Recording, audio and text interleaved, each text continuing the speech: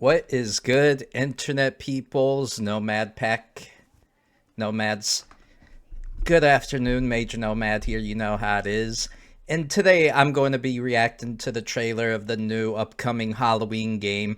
I've already seen a little bit of this myself and have commented on others and have said I'm most likely still not going to be playing this because of Gun Interactive and Elphonic, mostly Gun, leaving a bad taste in my mouth with TCM and the commentary therefore after they talked about the fan base and them being a bit lazy and whatnot when it came to updates and just letting the game die out to work on this, because we already know with copyrighted titles too, they are not going to last as long compared to independent games like Dead by Daylight or so that do with the licenses. So that's why, unfortunately, Dead by Daylight itself won't be dethroned anytime soon.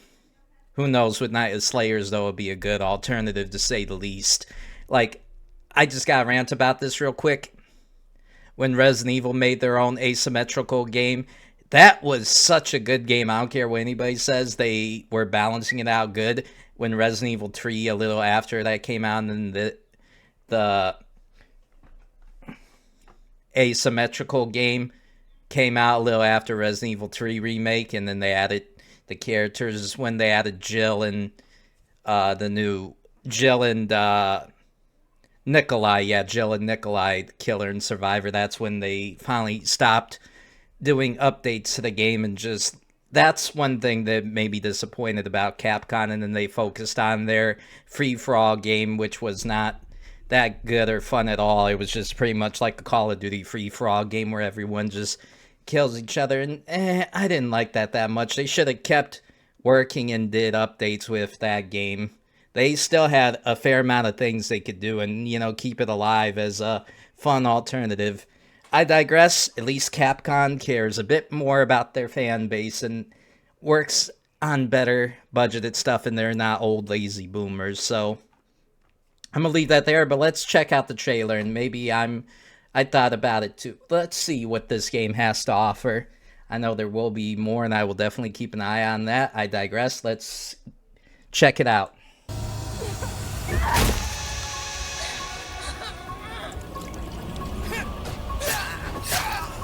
You could throw stuff at Michael. That's funny. Multiplayer in Halloween is a 1v4 asymmetrical horror experience that pits the residents of Haddonfield against the shape of pure evil, Michael Myers. In this quintessential slasher simulator, our playable cast of civilian characters desperately attempt to save their neighbors and themselves from the omnipresent boogeyman, while Michael fixates on stalking and slaying his targets. Halloween provides familiar elements fans of the genre know and love, but we're incredibly excited to pull back the curtain and unveil more details that demonstrate our commitment to delivering our most robust, dynamic, and terrifying multiplayer offering yet. Michael Myers is a creeping, methodical killer, and on Halloween night, Haddonfield becomes his hunting ground. The boogeyman's primary desire is to eliminate every living resident in this quiet town, but he also begins each match with a list of special targets that supply. So 5 survivors so far, 1 killer. This is, I guess, a more updated Friday 13th game. I'll be honest, I do like the look of the survivors. The survivors do have a decent look to them, not cheap. A little bit better design than maybe Friday the 13th, even though their character design wasn't bad. I think it's well around the same, though. I digress. Greater rewards if killed before time expires. These unfortunate residents are positioned across various sites in the map, and Michael players are empowered to use their nightmare suite of abilities to locate, terrorize, and ultimately execute their victims and anyone bold enough to interfere with their bloodthirsty ambitions. Killer Sense allows players to step behind the mask and stalk the residents of Haddonfield. When using this skill and entering the first-person perspective, Michael becomes aggressively aware of his surroundings and the proximity of potential prey. By focusing on targets with murderous intent, Michael builds varying levels of stalk, which aid him in identifying and tracking targets and open increasingly satisfying options for executions. All unique executions, An interesting. effective killer always keeps their victims unaware of their presence until those final fatal moments.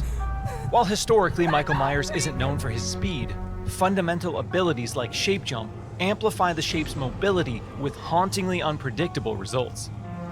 In shape jump, Michael slips into the shadows to move around environments unseen.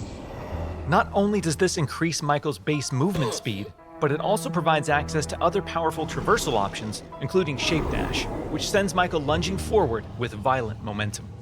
Shape jump is confidently one of the most powerful tools at Michael's disposal. So like that one version of Jason that could teleport, not like the human Jason or so, the demonic one that could teleport, or were there two? I haven't played the game in a long time, so I kind of forgot. And supplies unlimited possibilities for iconic jump scare moments. Stay cool. I wonder if that's going to be the However, only that version of potency Michael, comes with a few major or caveats. if there's going to be more than Our one. masked antagonist can only enter and exit shape jump while in the cover of darkness or outside a resident's line of sight. Ah, The light so he's afraid of light. May provide temporary reprieve for the residents of Haddonfield. No wonder but Michael why can they work to remove got the license taken away from, if you didn't buy Michael in Dead by Daylight, then good luck trying to get him back. No wonder why they probably just temporarily took the license away, because they stole some of the idea with the light from Dead by Daylight. A little funny and kind of, interesting idea, but a flashlight against him or someone like Jason or so, yeah, that's not going to do much of anything, no matter what Dead by Daylight says. And not for nothing, that was their idea, but I guess they took the inspiration from that, which it's not trademarked. It's just kind of funny is all I'm saying. It's kind of a funny concept that they did that. and even catalyzing temporary blackouts.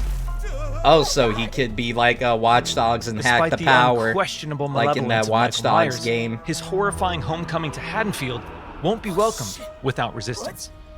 As the body count climbs and evidence of the boogeyman's presence becomes undeniable, local authorities, residents, and distinct playable civilians may decide to gather weapons and face off against evil At least itself. you're able to do that again. Thankfully, Michael knows his way around sharp objects and will have Grabbing- multiple options for melee And he combat. could also grab random weapons too, huh? Not just stick to his knife. Interesting. That's more of a Jason move, but, I'll be fair and say that was good of them to do that, I guess. So Michael is not just stuck with one weapon. Keeps it interesting, but you already know. Hold on. counters. And if especially persistent Haddonfieldites do manage to get the upper hand in an exchange, don't worry. Oh, they can only knock him down. It's not possible. We've said it once, and we'll say it again. You can't kill the boogeyman.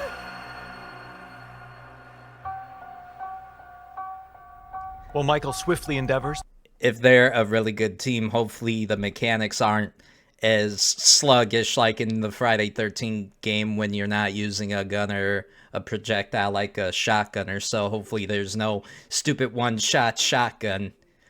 My only thing is, though, I wonder how good those abilities are going to be, even if they're a little late. If they're a good team of survivors, are they just going to bully Michael is my question. turn When they Haddonfield stick into a together and graveyard. stuff like Our that. heroic group of Because a civilian good characters- team...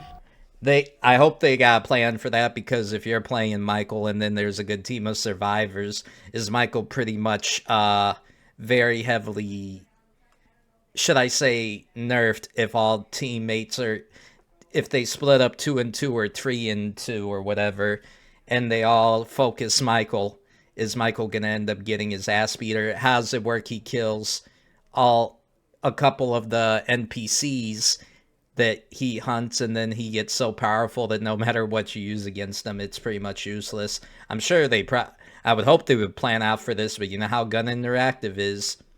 desperately lazy attempts to save boomer, their so who neighbors knows? and escape the boogeyman's bloodthirst.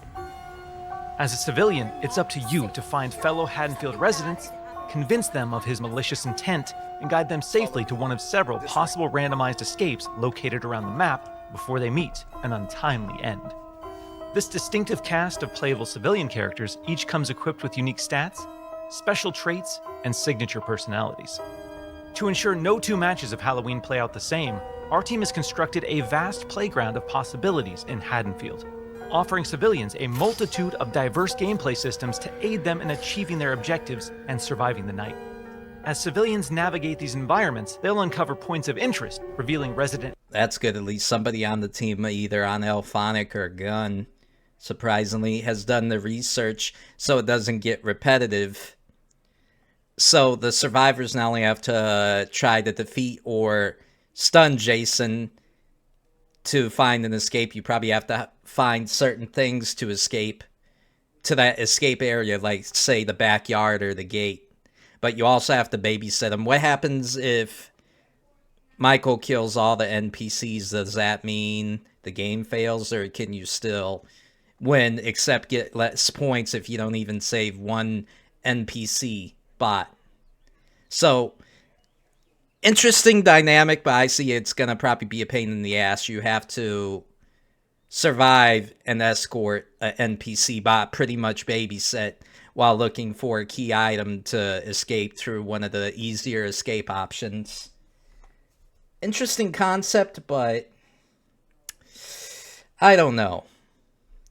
Let's keep going, though. I digress. NPCs, lootable containers, hiding places, I'm telephones, wondering if he'll see it possible after a escape while, routes, and more. since you're hiding in the trash can like that Sesame Street character, the dumpster guy. Thoroughly and cautiously exploring your surroundings could very well mean the difference between life and death. Ooh. And when death comes to your little town, it's probably not a bad idea to head to your neighbors and contact the local authorities.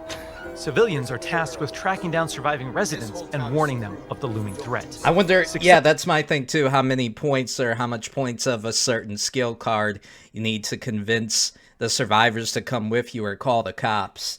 I like the option you don't have to find a certain stupid battery or so to find the phone and call the cops, and it taking a sweet time to call the cops.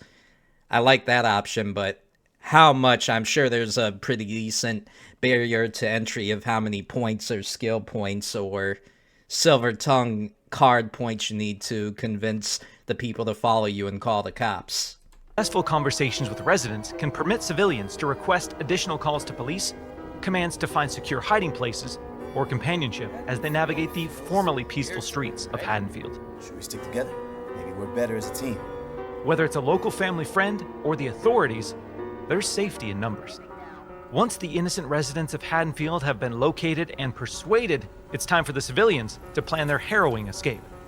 Lootable containers scattered throughout the map contain weapons, distractions, and key items that can be used to unlock and access a variety of possible escape routes.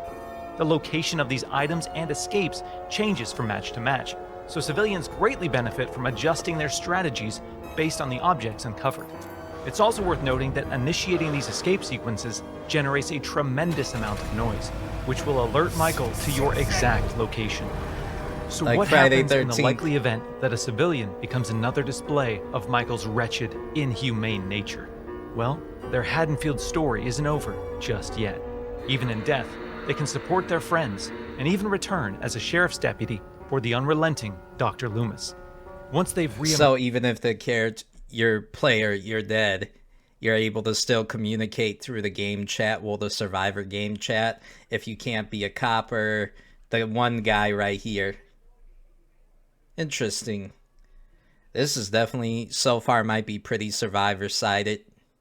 I digress, so let's watch. emerged upon the streets of Haddonfield, they can cooperate with the remaining civilians and responding officers to try and put a stop to Michael's murderous rampage. Freeze where you are, Michael. You're coming with me. While he can't be killed, with enough community resistance, the proper equipment, and sheer manpower, he can be detained and shipped back to Smith's Grove Sanitarium. Halloween is a legendary film with a genre-defining legacy, and our mission has been to bring the film's unsettling sense of dread to our asymmetrical horror sandbox. By empowering players to control the tension and stage the scares, we're building a multiplayer experience designed with replayability at the forefront. We'll have more details to share regarding character progression, character traits, customization, proximity chat, and more thrilling gameplay features in the coming months. But we can't wait for all of you to join us when Halloween launches on September 8th, 2026. September 8th, 2026. That's somewhat early. Look. Yeah, this company left too much of a bad taste in my mouth. I'll say this. I like the design. The game mechanics I have to look more into. They seem okay so far, not cheap. So at least they polish that up from the original Friday 13th design, even though they more or less go with the same idea and not change too much with the mechanics. I know Gunn has a big problem with that. Luckily, TCM, that game ran pretty good, and the mechanics wasn't cheap because the only two ways to stun the killers in that game, either with Leland shoulder tackling them or using a bone shank. So at least they took a lot of the ideas and mechanics and/or, I guess, dynamics from that game with the multiple exits and/or looks like both of them made the mechanics not so sluggish so far. And the character design looks good too, I'll be fair and say that. But the whole end of the goal, like Michael's, is easy, but your one, my question is, even if you fail to even get one survivor, are you still going to lose? Well, NPC bot to escape with you, do you still lose, or you just get less points, is my question. Is it like extra credit? I'll say this, it looks decent, but like I said, too much of a bad taste in my mouth with Gun. And, you know, they kind of lost a lot of credit with me as well as others. Even if they were selling the game for $10 a month, I would be 50-50, but I know it's definitely not going to be nowhere near 10, even $15. I mean, $10 or $15 for the game. Not a month, excuse me, my fucking tongue, but I will watch and enjoy watching my friends and streamers I like watching that play games like Dead by Daylight or so, because I already know they said they're most likely going to play it because they're content creators. I will sit back and watch with enjoyment. If I got the game for free, then sure, I guess I'll play it or so. But I'm not going to invest my money into the game, like I said. Too much bad blood with Gun, and, you know, they just left a lot of bad... They just lost a lot of credit with me. Even spending $10, I'm like, do I really want to? That's where I'm like 50-50. Well, more like 60-40. But if I got it for free, then I guess. Although, with these copyrighted games too, last thing I want to say, these type of games, only when it comes to Gun and Ilphonics, credibility and whatnot, the bad thing about just in general these copyrighted games, they can only last so long. I suspect at the most this game will have at least, I'll be generous, 7 or maybe even 8 months of gameplay updates and or popularity until this thing goes down. I'm giving it a solid 7 to maybe 8 months tops, and then this game's gonna probably die out. The only reason TCM lasted so long is because people like the dynamic, the multiple exits, the different strategies, the characters. The likeness was a lot there. I say there's more TCSM, Texas Chainsaw fans, than there are more with Halloween. Because you had different dynamics too. You weren't by yourself. With the killer, you're by yourself and your strategy is limited versus 3 killers and the survivors, you have multiple ways to watch an exit. Even if you got a weaker killer, you get traps, like with Hitchhiker and whatnot. There was just more strategy with that game is why it lasted, and you weren't so lonely, you know. With Dead by Daylight, even though you got more options to choose from with that, playing killer by yourself, especially with Michael, when you can't even set traps or so to help you out a little bit, it's just going to be a bit lonely, and there's only so much people that are going to deal with that. Even if it's similar to Friday 13th, you could be randomized. You could start out as a survivor, or it's going to be random, where you either are lucky 50-50 survivor, 50-50 killer. I digress. Hopefully people who want to play the game and invest in it regardless enjoy it. I'm not going to hate. I'm just not going to participate in spending my money on it, even if it is, which I doubt, $10 to $15. If I get it for free, then maybe I'll participate. I digress. Hope you all enjoy and appreciate my 2 cents on it. I'm sure a lot of others feel the same way. If not, just tell me in the comments if you agree with me or you think my idea sucks and you don't like my 2 cents on it. But either way, enjoy, like, and subscribe, and I will see you all next time. Peace, Nomad Pack. Light.